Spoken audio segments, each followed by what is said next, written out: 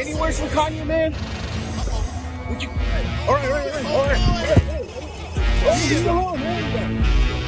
Cudi, oh, Cudi, y'all niggas know it, fucker.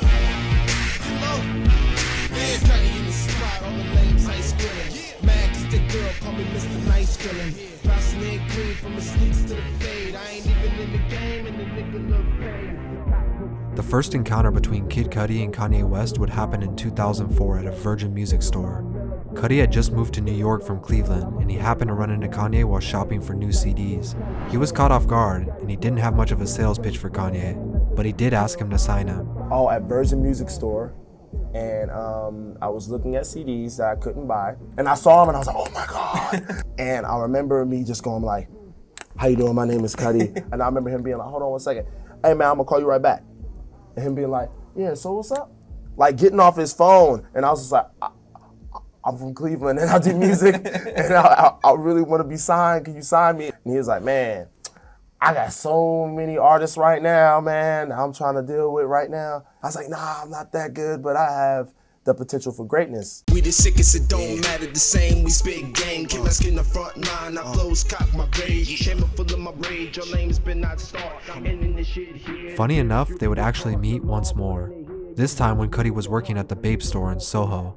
Kanye came in to shop and Cudi rang him up, and he says he forgot to take one of the sensors off of a jacket that Kanye purchased, so he had to chase him down after he left. Although he didn't win Kanye over while shopping for CDs or later in the Bape store, Cudi never strayed from pursuing greatness. Just a few years later in 2008, he released his debut mixtape, A Kid Named Cudi, which ultimately changed his life. This mixtape would catch the attention of an A&R named Plain Pat. Pat then took that mixtape to Kanye West, who was more than impressed by his work. Once he heard A Kid Named Cudi, it wasn't long before Cudi signed to Good Music later that year. Shortly after that, Cudi was working alongside Kanye in the studio, but also collabing with other superstars like Jay-Z. Their relationship would be solidified after Cudi helped write 4 songs on Kanye's 808s and Heartbreaks. It's safe to say his influence on the project is noticeable, and today this is considered one of Kanye's most popular albums. People immediately began calling Cudi Kanye's protege, but Kanye would correct this in interviews, stating he shouldn't be given all the credit for his hard work.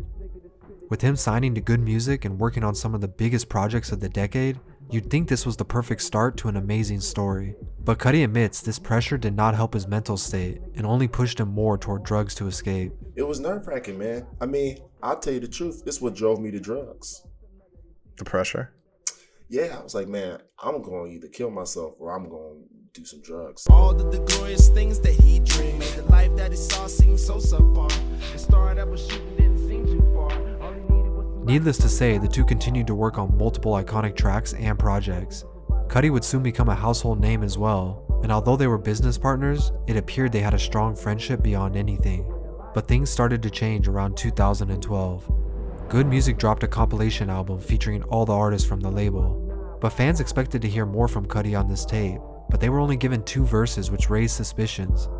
As Cudi's 3rd studio album Indica approached, he would drop an unexpected bomb on everyone. I think I just wanted to just do my own thing, man. I couldn't just take the logo off the album. So like the first batch of the Indica albums, and make sure y'all get these, because these will be collector's items.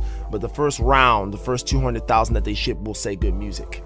Oh, wow. The re-push out of that won't have it on there. This is the reason why some of the Indica albums have the Good Music logo, and others don't, as he made the decision to leave during the production, making it somewhat of a collector's item now. tell me, do you feel it, baby?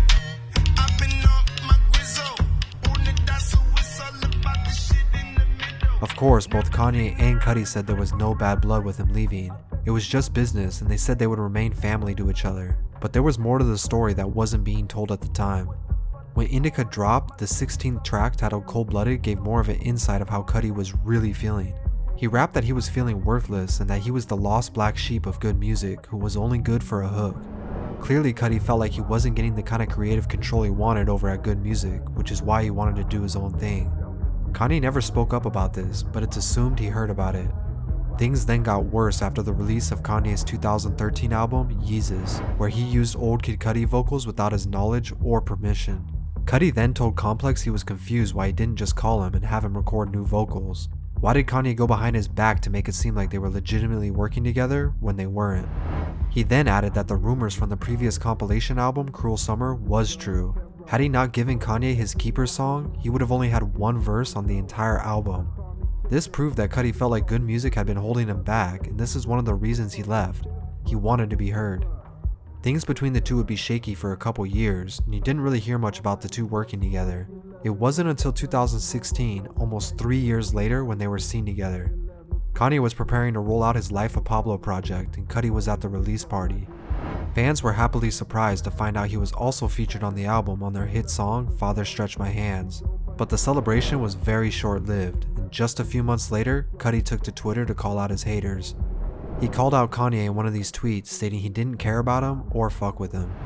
That same night, Kanye was on tour. He then stopped his entire show to respond to this in front of his crowd. Kid Cudi, don't ever mention your name. I burst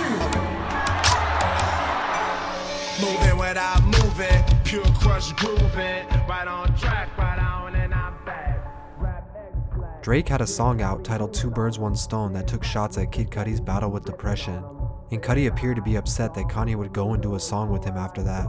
Both Kanye and Cudi have spoken about their mental health battles, and it's just one of the reasons they became close in the first place. So it was no surprise when 1 month later, they were on stage hugging out their apology. The two even took a trip to Japan before announcing their joint project, Kids See Ghosts. Once again, the smoke had cleared and everything seemed to be fine. Fast forward to 2021 and Cudi appeared on Kanye's Donda album. The song was great, and as the sequel project Donda 2 approached, Kanye began his rollout. As we all know, while this is happening, Kanye was also dealing with the breakup between him and his wife, Kim. Kanye has never been the type of person to withhold his thoughts, especially when preparing to drop an album. He began taking shots at anyone he felt like wasn't on his side. Fans were shocked when Kanye then turned his attention to Kid Cudi in this post. The picture shows Kanye, Kid Cudi, and Pete Davidson, who's now dating Kim, sitting at a dinner table together. The caption read, "I just wanted my friend to have my back." He followed this up by saying Kid Cudi would not be featured on his Donda 2 project because he's friends with Pete. Cudi of course responded with these messages stating he didn't want to be on the album and Kanye was no friend to him. Days later, Kid Cudi posted a message asking God to watch over him as he continues to deal with his own personal issues. Surprisingly, Kanye reposted this with a message that said, "Love you family." No news has broke since regarding the status of their friendship, but if history repeats itself, it's likely they will talk things out once again. But on the other hand, this may be the last time Cudi decides to deal with the back and forth. The history between these two artists goes back more than a decade together. Some believe Kanye West is only doing this to promote his album, but at what cost? You know, all we're gonna do is get our people about this bitch, man. We're gonna get about, man. We're gonna get one of the mansions on the hills and shit. Some people call me Cudi, some people call me Scott. It don't matter what you want to call me as long as you call me something. As long as you call me, baby.